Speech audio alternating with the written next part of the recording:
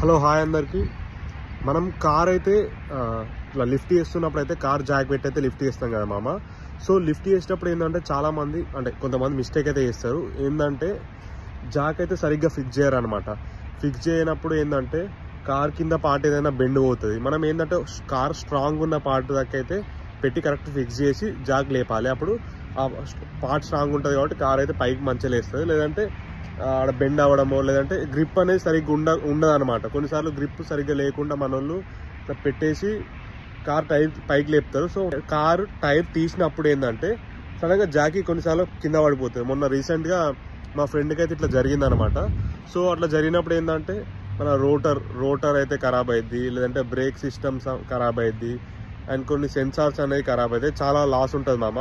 So అంటే car లేపిరు అనుకోరు Jackie పెట్టేసి, సో చూసుకొని కరెక్ట్ గ్రిప్తో అయితే ఫిక్స్ చేయండి మామ. సో ఈ వీడియోలో అయితే మీకు చూపిస్తున్నా చూడండి. ఆ వీడియో చూసి దాన్ని యూస్ అయితే చేసుకోండి మామ.